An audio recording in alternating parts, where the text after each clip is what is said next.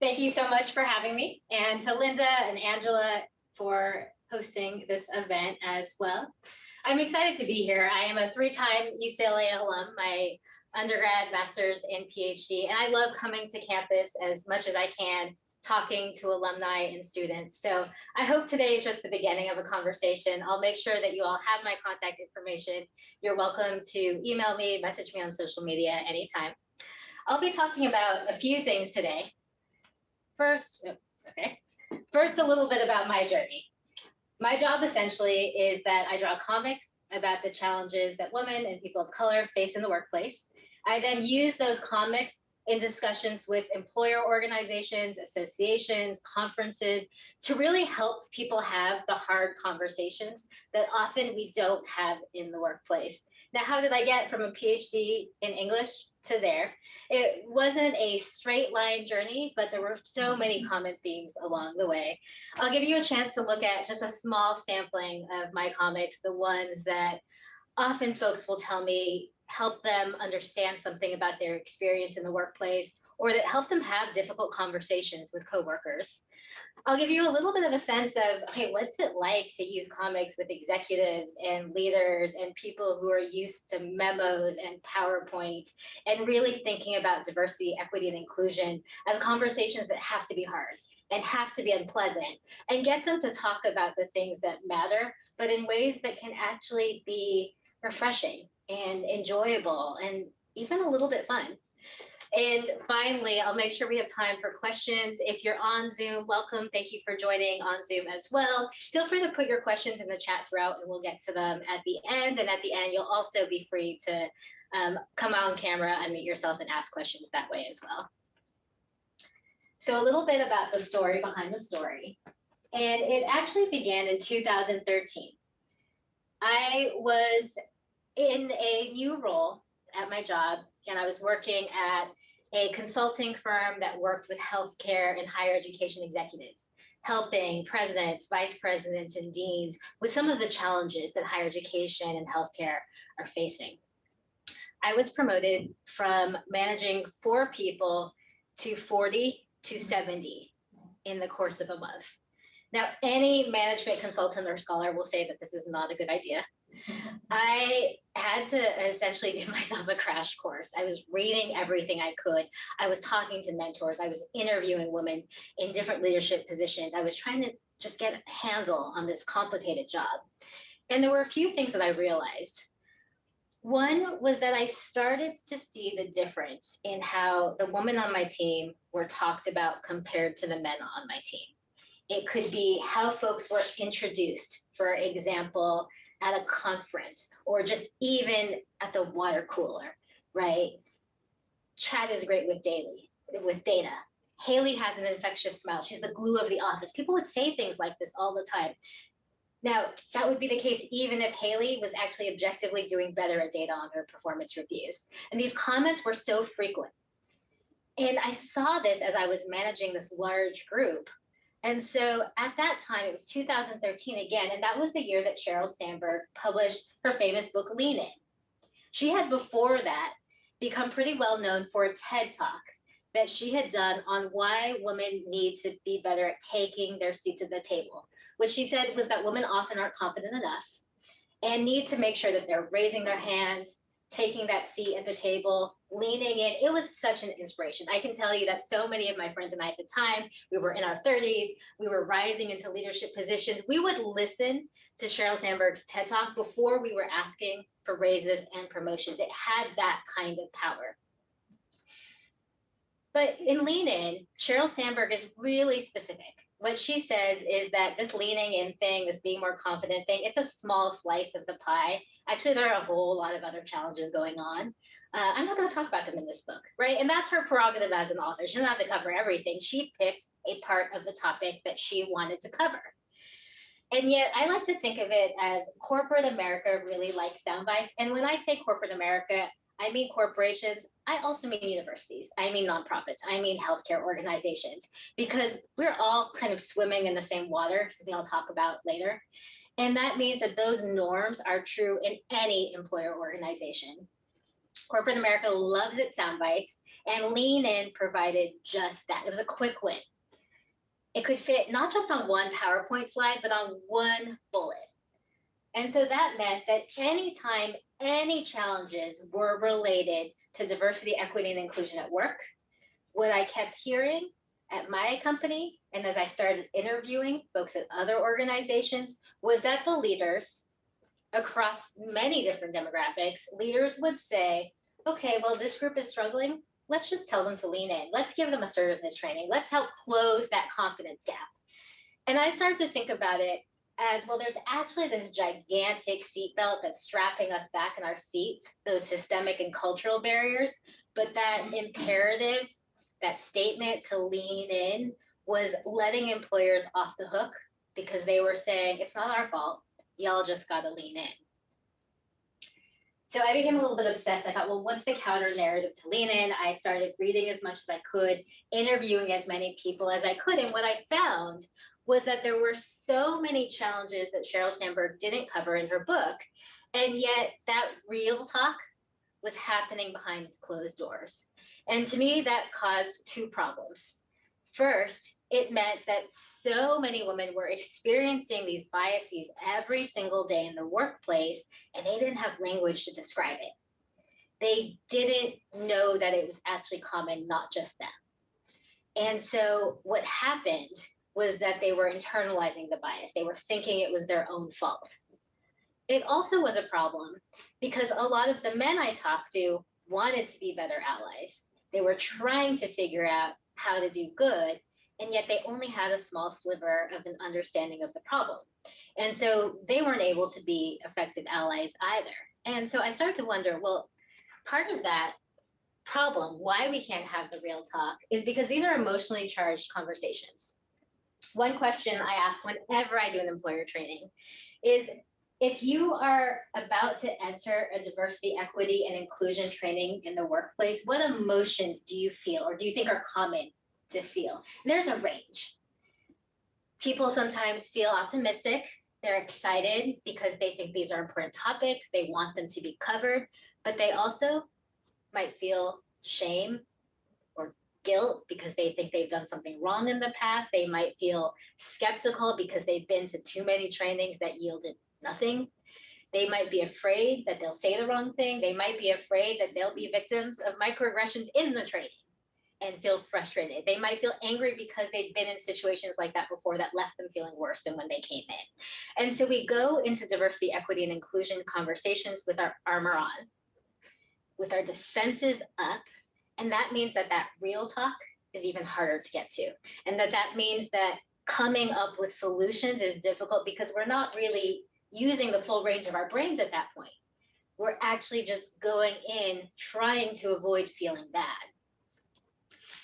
I started to wonder, well, how can I help people get past this? I had by that point done a lot of research, read a lot of books. This was on the side. My day job was, by that point, I'd risen the ladder, become senior vice president at this education consulting and technology firm.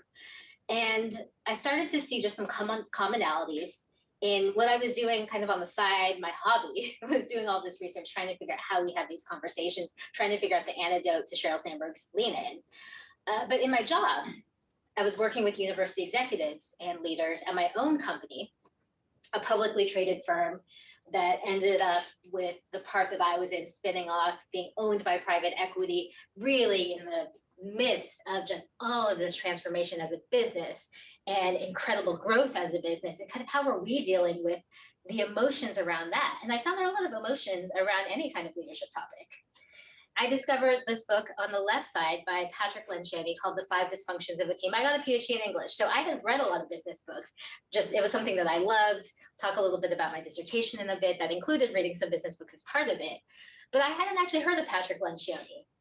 And so many of my colleagues who went to business school talked about this book as something that really changed how they thought. It is a business book that is written as a novel. It's called A Business Fable. It talks about a CEO who's trying to figure out the challenges on his team.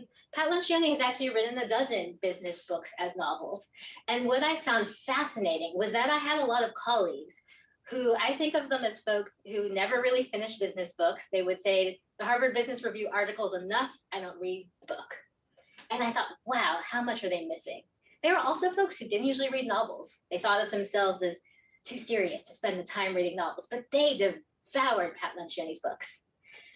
And it was so fascinating to me. He's just going through these leadership concepts in a way that a business book kind of offended these types of folks I'm thinking of, because they felt like, well, I don't need a leadership book. I'm a good leader. Back to that emotion soup, right? Their defenses went up with the idea of reading a leadership book. But reading a fable, a novel, they enjoyed it. They would talk about it. And I thought, well, there's something here. And I'd started to read about all of this research by psychologists on how fiction can help build empathy, but not just any kind of fiction. They actually said it has to be literary fiction. It has to be fiction that gets you into the interiority of the characters, that helps you understand their perspectives. And that was something I felt Pat Lencioni's books didn't yet do. And so I thought, okay, this is interesting. There's something about this, the benefit of writing a business book as a novel, but is there more we can do with this? I also discovered this book called Leading Transformation. This is a Harvard Business Review Press book, one of my favorite books. It's one I recommend to every single executive I talk to. It tells the story of Lowe's and how Lowe's was a company that was running hard to stay in second place to Home Depot. They were dealing with store closings and layoffs. And if you were to interview anybody on the Lowe's leadership team at the time and ask them what was going on and why, they would say this comes back again to these emotions, these emotion soups, right, that develop whenever we're trying to deal with anything complicated. They would say that the reason was because all they could see was what was right in front of them, and that they had a trouble seeing beyond that. And that a lot of that wasn't about lack of intellect. Lowe's had some of the smartest leaders in the world. Their board is incredibly intelligent, accomplished folks, but it got to the emotions. It was actually kind of hard to get past their own defenses and think about the company in a different way. And it was something I saw in my work with university presidents and boards. I spent a lot of time going around the country talking to university presidents and boards. And these were schools that are not as privileged as UCLA's. UCLA is a school that will always have students. We have students competing to come here. More applicants than any other school in the country. Many colleges and universities in the US are in regions where they rely on a local audience, where they have fewer high school students than they used to. Just demographics are different. And they have to reach different kinds of students than they used to. They have to reach more first-generation students. They have to reach more non-traditional students. That means everything about their college or university has to change.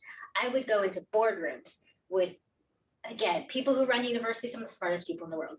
And I'd go into boardrooms and I'd put up slides with data.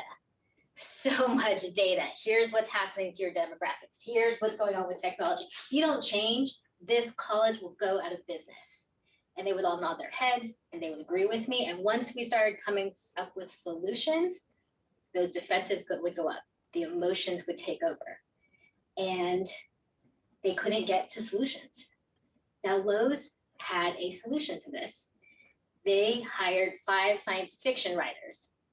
And they gave those science fiction writers piles of data, all their customer data, technology data, all their market research. And the science fiction writers came up with stories about the future of Lowe's. They then gave that to comic book artists, and the comic book artists drew a comic about a young couple who loved this aging home they had moved into. They loved its history, but they needed to renovate it. They couldn't figure out for the life of them how to do so. So they go to Lowe's in this comic and they put on the AR glasses, and suddenly they can see what their house would look like. And now they can spend a lot of money at Lowe's. And this story is credited with getting the board to a bolder vision for the future of Lowe's, and they had a complete turnaround within a few years. Now, reading that and then trying it out with my own clients, actually had groups of university presidents and boards and vice presidents and deans going through these exercises where We would bring them different science fiction-y futures and they would draw their comics. And it brought me surprisingly back to my past research. My dissertation here at UCLA was called Useful Fiction. And I had at the time looked at early 20th century novels as a form of self-help. And so with all of that kind of just sitting in my brain, that I didn't realize there were all these connections. When I left my PhD and went into higher education consulting, went into corporate America, kind of thought of myself as going up that career ladder. I thought my PhD in English was going to be useful in lots of different ways. It helped me sense patterns in large amounts of information. It helped me be a good storyteller if I was trying to sell a consulting product or speak to a group of executives. There's so many skills that I got from getting this degree. I didn't actually think, though, that the content of my dissertation would ever be relevant again. And this is where I ended up being surprised, because as I went back to all of this research that I had been doing as this counterpoint to Sheryl Sandberg, realized the best way to tell the story was through writing a business book as a novel. Beyond Leaning In tells the story of a CEO of a technology company. She's a baby boomer. She knows things are different now with the younger generation. She's seeing women who are rising into leadership position, less engaged, quitting at higher rates. She's trying to understand why. And we go back and forth between characters of different generations and genders to get a sense of what's going on at this company. My hope was that the fictional story would help readers lower their guards, that it would also show the difference between intent and impact, something I'll talk about more. But one of the biggest challenges that I saw in diversity, equity, and inclusion discussions, I'd be in corporate rooms, someone would pass out a case study. Here's something that went horribly wrong at a company, bias, etc. And you would read these horrible case studies, and then people would raise their hand and say, well, you know what, but I think that person who said something racist or sexist, they didn't mean it. They're a good person. Yeah, this was not ideal. They didn't mean it. And so in fiction, what we can actually show is that difference, because we can show characters who all mean well, who are trying to do the right thing, but are not. We can also show the cumulative effect of day-to-day and systemic challenges in the way I felt was often missing in isolated case studies. That actually one of the challenges that I often hear from people in the workplace is that it's the 1,000 everyday cuts, not just the big events, the being denied a promotion, for example. It's actually just all those little things every day. And finally, wanted to help readers develop empathy for characters unlike themselves. I decided to quit my job at the end of 2020. This is me at the end of 2021, as I had spent a year deciding to really just focus on, okay, I think there's something here. There's a way to use fiction, to use comics, as Lowe's did, not just for strategy topics, but when it comes to diversity, equity, and inclusion.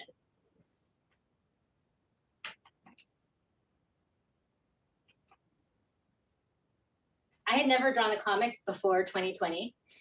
It was one of those pandemic hobbies that I developed, watched a bunch of online courses, and I ended up just finding it a fun way to talk about some of the ideas in the research, but a lot of the challenges that people have been discussing with me. One of the most common ones discussed in a lot of the literature about gender bias is what's called the bet with versus prove it again phenomenon, where we see Chad, he's inexperienced, but he did a great job on that project. Let's bet with and promote him.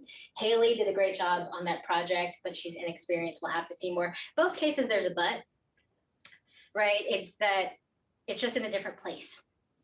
Exact same words. Sorry, for some reason, I've never been very good at the clicker.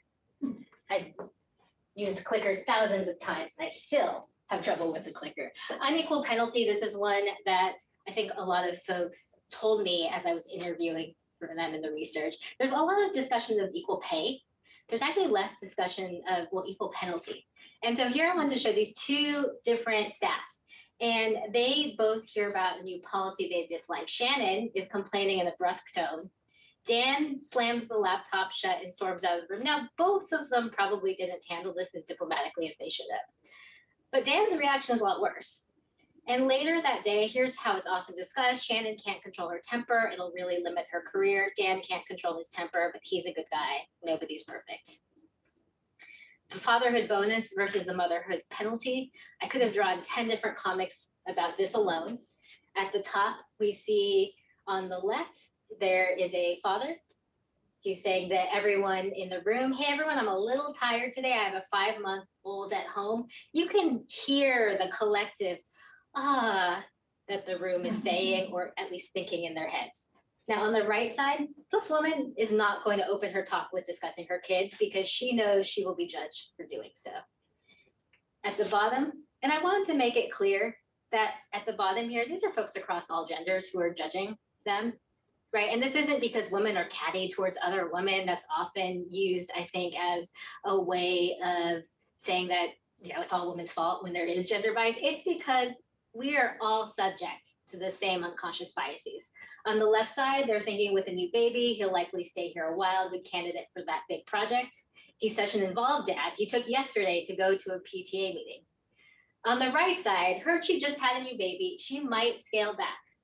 Not good for that big project. Or she missed the PTA meeting yesterday. She's clearly overcommitted. I deleted and rewrote that last part over and over again because I couldn't decide. Did she go to the PTA meeting? Did she miss the PTA meeting? It doesn't matter. She's judged for being overcommitted no matter what she does. Now, why is it so hard for those who experience workplace bias to speak up? I hear this a lot. This is one of the newer comics that I've drawn because I took the other comics out on the road and inevitably someone would say to me after, or I could actually just hear them talking on the side, and they'd say, well, doesn't this just mean that these women need to speak up? Back to that lean-in, why aren't they complaining? Why is it so hard? Because when women do speak up, here's the response they get. She's very difficult, so much drama, hysterical, melodramatic. Now, if she's a Black woman, we're going to add to that. It's not just being difficult and dramatic. It's also she needs to be less angry. Why is she so aggressive? Let's say she's an Asian woman. Maybe she's a dragon lady, or she's usually so submissive, must not have gotten the joke. Or maybe people are just thinking she should just feel lucky to work here. And I think the important thing as we think about intersectionality is that this isn't a 1 + 1 = 2 situation. When it comes to the added challenges we face, it's a 1 + 1 = 3.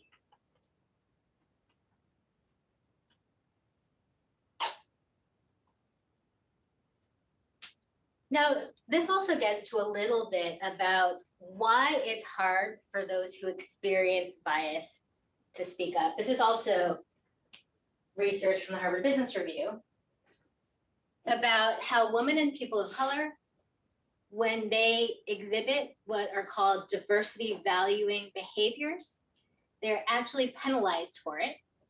Whereas when white men exhibit those same behaviors, it is a boost for their career.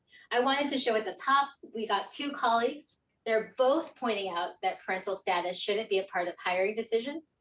The different responses, she always makes everything about gender, versus he's such a great ally and inclusive leader. At the bottom, let's say these same 2 leaders sign up to be mentors in a program supporting women of color. She spends too much time on service instead of her real job. And again, he's such a great ally and inclusive leader. Is this getting better? That is a question I get. There's often this thing, I've heard some say that, well, what about the alphabet generations? That means XYZ. Don't they know better? I drew this comic after being asked that question so many different times. And this is about a recent incident a friend of mine saw on the playground. She was watching a kid's tennis class. At the end, the teacher said, if you clean up the balls, you'll get a snack. The girls cleaned up, the boys goofed off. The parents laughed. Girls are so organized, boys will be boys. And of course, everyone got the snack. Now, what happens as these kids get older? And what my friend said really made her so distressed about this was that these were millennial parents and Gen Z kids. And so the millennial parents, she said, well, I would think they would know better. We all talk about these issues all the time, but these biases, these double standards are so ingrained. And what that happens as these kids grow up and advance in the workplace is that the same door can come with different expectations. Here I wanted to show how this really just keeps on becoming an issue as we move up our careers. On the left side, let's say there's a leader named Jen. Her door is always closed. People think, well, she's so inaccessible. She thinks she's so important. With Tim, his door is closed. Well, that's a sign that he's so busy. Of course, his door is never open. With Jen, let's say she takes 5 minutes to open the door. She was only able to help me for 5 minutes. She must be in over her head with this job. Right, with Tim, he was so generous to help me for 5 minutes when he's got so much to do. That starts on the playground when the girls are expected to clean up and the boys are allowed to goof off with the coach.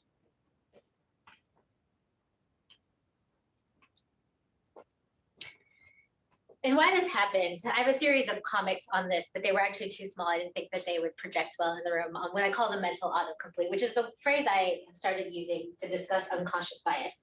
And that's because every time I use the word unconscious bias, I realize, again, people's defenses would go up. You see their shoulders kind of raise a little bit. Why? We have a bias against the word bias. Even though everybody knows that unconscious biases are biases and are unconscious, and literally we all have them, we don't want to think of ourselves as biased. I think of it as like the iPhone. When they first rolled out those autocomplete emojis, right? You put in happy birthday and it gives you a cake. I put in CEO and it gave me a man. I put in doctor and it gave me a man, no choice, every single time. Now, Apple eventually corrected that. I was actually surprised there wasn't more press around this, but they did eventually fix it. Now, that's what's going on with the biases in our heads. We are literally programmed with every single image we have seen on TV, on the news, that we have heard our parents say, some conversation we overheard when we were 8 years old, we didn't know it was there. It's feeding into our programming. That programming is all there. Some of it is there for a reason, right? We need to go making shortcuts in our head all the time. Otherwise, we couldn't function in this world. You make a shortcut every time you do something automatically without thinking about it. If you just know your way to work and you just drive a certain way, that's your brain making shortcuts. Something that Malcolm Gladwell talks about in Blink, something that Daniel Kahneman talks about in Thinking Fast and Slow. These are just ways our brains operate. Now, sometimes those shortcuts, like the autocompletes on our phone, sometimes they're good. Sometimes they are horribly wrong and misguided and get us into trouble.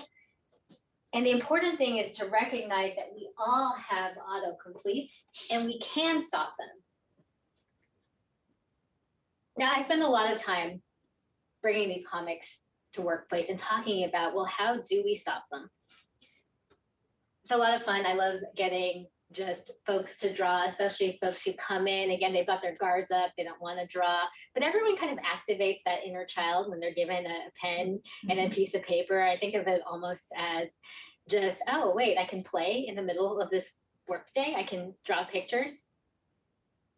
One of my inspirations is Linda Berry. She's a MacArthur Fellow. She's a University of Wisconsin-Madison professor. She works with NASA scientists, business leaders. She helps PhD students finish their dissertations by having them have to explain them to 4-year-olds.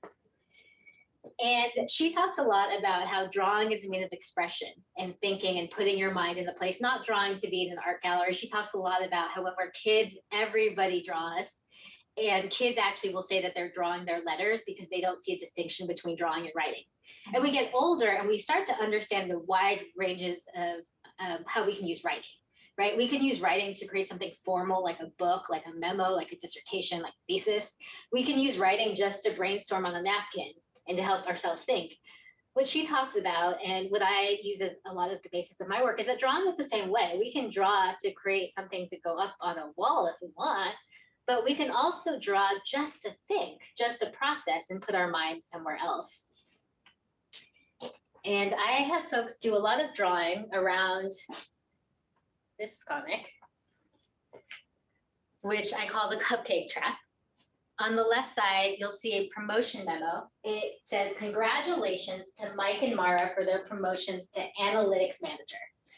Mike led the analysis for a critical project that led to $5 million in revenues. Mara has a fantastic work ethic and great baking skills. All of us have gained a few pounds from her cupcakes. Now, I worded this as a promotion memo. Actually, my inspiration for this was a study I read long ago about letters of recommendation for medical school and ways that women undergraduates compared to men undergraduates were described in those letters. But this also happens, again, in casual conversations as people are introduced to colleagues. Often the response is, and I drew it as this guy here who said, what's the big deal? They both got promoted. I could have drawn myself. I have seen things like this so many times, and I have thought, this is gendered language. This is not great.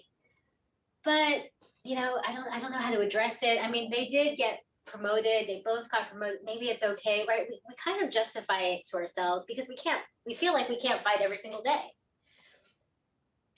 And because we wonder, well, does it matter? Besides being frustrating, what's the actual impact? On the top right, I want to show these two individuals who work at the same organization. They're looking for project help. The guy on the left, he says, I'm looking for project help. What do you know about Mike or Mara? His colleague says, I heard Mike is great. I don't know much about Mara. This could be 2 weeks later. This could be a year later. The point is that people remember Mike for the revenues versus Mara for the cupcakes. For the first year that I did workshops around this particular comic, having people draw the following frames to really try to work through, okay, what's the impact on Mara? What's the impact on Mike? Did a lot of discussion of the idea of intent versus impact. That it's individual, because Mara, from this, how does she feel about her promotion now? She was so excited about it. How does she feel now? How does she feel later when she isn't tapped for those projects that Mike is tapped for, even though they have the same job, and she suspects that it's because people don't recognize her in the same way? But also, how does Mike feel? Mike's feeling pretty good, right? He has more occasions to feel good. He feels good when he got promoted. He feels good when someone asked him to help with a project. There's often discussion about imposter syndrome or confidence gap. This is part of where the confidence gap comes from, because every time Mara is talked about in a different way, her confidence gets whittled away. So that's the individual impact. There's also an organizational impact. There's so many studies out there on DEI in business, right? And they'll say, well, companies with more diverse boards have this much more money in terms of revenue. So that is too abstract for people day to day to really grasp and feel like they can make an impact. So I have folks start to draw the organizational impact by coming up with an imaginary character at this organization who doesn't meet their goal because of that memo and why. And people come up, once people are actually asked to be creative, they come up with a wide range. I could fill an entire org chart of fake people at this company that folks have drawn in workshops. There is, of course, the person who has a really difficult project. They should have picked Mara to help them. They didn't because they don't know anything about her. There's also maybe the entry-level person who's coming to this company and she feels like if she doesn't bake cupcakes, she's never going to be promoted. So instead of spending her time, I don't know, maybe learning how to make pivot tables in Excel, that would help her with her job, but instead she starts baking cupcakes. Or maybe she just leaves. Or maybe there's somebody in HR who has been running all kinds of diversity, equity, and inclusion trainings and unconscious bias trainings and sees this memo and wonders, gosh, is my work worth it? Does anybody care? Is anyone listening? And they leave the firm when they could have been doing really helpful things. So there are so many impacts on the organization as well. So how do we stop this happening? One thing I like to do with groups is actually talk about points of intervention, because I think one of the challenges that I see most when it comes to working with employers on diversity, equity, and inclusion trainings is everybody kind of knows that we have to get off beyond these one-off trainings. That's such a common sentiment. Leaders will say, okay, the next stage in diversity, equity, and inclusion is to get beyond one-off trainings and look at things systemically. And then they freeze because systemic sounds hard. So what I hope to demystify is that actually it's not that hard. Systemic just means let's look at all the points of intervention, even to something as simple as that one memo. There is the sending of the memo itself. Somebody hit send on that email. Maybe they needed a bias check. Maybe they needed a template. Maybe they needed a list of words to avoid. Pretty easy to do. Next, there's the contributions of paragraphs to the memo by Mike's and Mara's managers. Now, what we often see is that maybe Mike's manager has been constant the last few years. Maybe Mara's manager has turned over a few times. She's had 5 managers in the past year. They don't have her accomplishments. Okay, well, first of all, maybe those folks also need a template, some kind of Mad Libs to describe their employees' accomplishments, but maybe human resources can also give them a mechanism of keeping track of employees' accomplishments across the year, or even a requirement that that's something we put in a newsletter, shouting folks out. There's the challenge of recency bias. Maybe Mike brought in those 5 million in revenues yesterday, and Mara brought in 10 million 3 months ago, and no one remembers that anymore. Okay, we can keep track of that. Self-advocacy tools for employees. Now, I always hesitate a little bit on this one because this sounds a lot like lean in. At the same time, some folks have been raised or socialized to advocate for themselves more, and society allows them to do so and expects them to do so, and some folks haven't. And making sure everyone at least has the same tools and understanding does need to be part of it. So here I will say there's a little bit of help for leaning in we need. We need more informal and formal structures for colleagues to learn about each other's skills. There's a big difference between what is often referred to as out-group bias, that is bias against people who are not like us, and in-group favoritism. We may not feel bias towards other people who don't look like us, but we like to hang out with the people who look like us, right? This is the stereotypical white dudes on the golf course. It's not that they don't like the people that they're not inviting to the golf course. It's just the comfort. Hey, this person went to the same school I went to. This person reminds me of a younger version of myself. That's in-group favoritism. And we need more structures for colleagues to learn about each other's skills outside of that. Maybe whoever wrote the memo knew about Mike's $5 million in revenues because the boss invited Mike to golf, because Mike reminded them of a younger version of themselves. Finally, this one I could talk about a lot. We need to create systems to distribute responsibilities for white space activities. White space activities are the activities in an organization that don't have a formal person who owns them and are not on someone's job description, right? So sometimes that is taking the notes at the meetings. Sometimes that is who brings in the snacks. Maybe Mara brings in the snacks because she was socialized to do so at a young age. Bringing snacks builds community. Maybe Mike was never taught that. Maybe Mike's sister did that. So let's alternate who brings in snacks. Finally, the really hard conversation we have to have is that this is just all around us. This is the water that we live in. This is from a famous commencement speech by David Foster Wallace. I love this speech. He talks about an older fish who is swimming by some younger fish. And the older fish says to them, "How's the water?" Now the younger fish swim a bit before one of them turns the other and says, "Well, what the hell is water?" Now, David Foster Wallace used this fish story to say that the most obvious important realities are the ones that are hardest to see and talk about. And that is exactly what goes on with organizational culture. Let's look a little bit at the water. The water is everything that assumes as default a white man, and also probably cis and straight and non-disabled. Examples: automatic water faucets that don't detect darker skin. Now that is because it assumes that it is just white skin that needs to use these automatic water faucets. Now this might seem like just an inconvenience, but how about the fact that many hospitals and doctors' offices, the lighting there also does not detect scars as well on darker skin. That's the water. That is just something all around us. Airbags being designed around men's bodies means that airbags often may kill women more likely than save them in certain situations. That, again, is the water. It's all of these things that are default culture. I didn't include because it probably seemed even too obvious, but just even the temperature of offices is sort of notoriously discussed as being more geared towards what makes men comfortable. The water is also all those organizational norms. I think of that as the way that we do things that benefit some groups than others. where some folks are, hey, this is great, and other folks are freezing in that same water. Some examples here, just how we measure success. Urgency and quick wins. That is such a hallmark of organizational culture in this country. As fast as possible, right? That means that diversity, equity, and inclusion trainings are usually looking for the quick solutions, not the long-term systemic ones.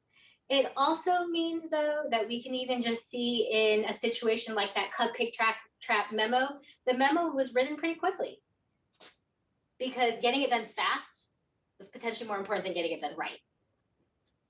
What can be quantified? This is such a big hallmark of any organizational culture, business, universities, healthcare, any organization I work with has a problem with just focusing when it comes to things that are easily measured. 5 million revenues, easy to measure. Now, maybe Mike brought in 5 million revenues. It's possible Mara brought in 10 and people just don't describe her in that way. People aren't talking about, hey, Mike, he's such a hunter. He brings in all that money.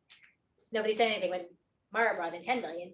Or maybe Mara brought in 3 million, but she trained 4 people and they each brought in 3 million. Now that's more money in the end, but that can't be quantified as easily.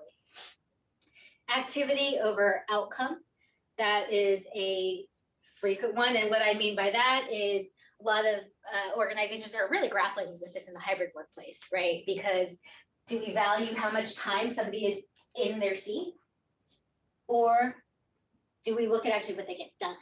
Activity over outcome is also why things like performance reviews can look at how somebody sounds, executive presence, gravitas. What does that mean?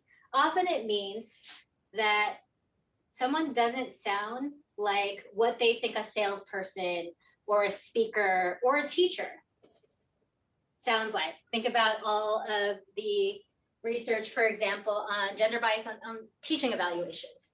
Some of that is because now I haven't seen it go into deep detail, but what do students expect their professor to look like for certain fields in certain areas? And how does that influence? Again, we're not looking at the outcome. We're not looking at if they learned. We're looking at some subjective measures. And then finally, points versus assists. This one is one of the ones that I think is most important to understand. Meeting cultures, and by meeting cultures, that can mean a boardroom, that can mean a meeting over a committee project, that can also mean a classroom. Often they're focused on points versus assists. A point, my opinion is that blank. One of my favorites, the statement worded as the pretend question. This is when participation is about advancing one's own individual viewpoint and contributions. Now, if we contrast that to an assist, that's folks saying things like, I know you disagree. I'd like to hear your view. So an assist doesn't mean, hey, we all agree. It means advancing the organization's collective aims, means calling other people out who disagree so we make our ideas better. Haley had a good idea at the last meeting, or hey, somebody disagreed, let's bring that viewpoint in. In our organizational cultures, the water is largely about points, not assists. A lot of what I work with organizations on is, okay, how do we make sure that we're catching it when we have those mental autocomplete, when we are behaving according to the water in a way that's not helpful? We tend to brainstorm red flag phrases that people have seen frequently in their environment. There are things like, that's just so-and-so being so-and-so. They didn't mean any harm. No need to make a big deal out of this. Or this is just how we, typo, have always done things. We can't afford to do things differently. Or just even words like gravitas, because saying that someone needs more gravitas without actionable feedback is just saying that they don't look like the picture in your head of what gravitas looks like and sounds like. Some conversation resets. I work with folks to just practice using things like perspective check. In a meeting, somebody says something, calls a woman hysterical, for example. Okay, perspective check. We're not calling that person out for saying something wrong. We're just saying, let's reset this conversation and start talking about their performance instead of using these biased words and language. Intent versus impact. Now you talk about just using that language. Hey, this is an intent versus impact moment. What are our mental autocompletes? Is this feeling like a points versus this meeting? This is our water. Doesn't have to be. And even just calling out here their emotions showing up if we're talking about something different. And that's not just about diversity, equity, and inclusion, as mentioned earlier. It could be, hey, we're having a really tense conversation about the future. And not everyone's feeling good about it. Where are our emotions here? How are we feeling about this? And just normalizing emotions in the workplace is something to discuss. Make sure we get to Q&A. But also some information to keep in touch with me. If you text voice to 66866, you can join my email newsletter. I won't spam you. I send an email about every 2 to 4 weeks. There are some folks here who know I used to email every 2 weeks. Now sometimes it's 4 weeks. And you won't get text. That's just to make it easy to join. You can learn how to get a free signed book plate during Women's History Month to put in a copy of my book. You can get links to more of my comics and podcasts. And I'm also working on some upcoming new comics about some psychological concepts that explain why race is so hard to talk about specifically. And so you'll be the first to learn about that. So thank you all for being here. And I'd love to take questions both from the room and from the Zoom.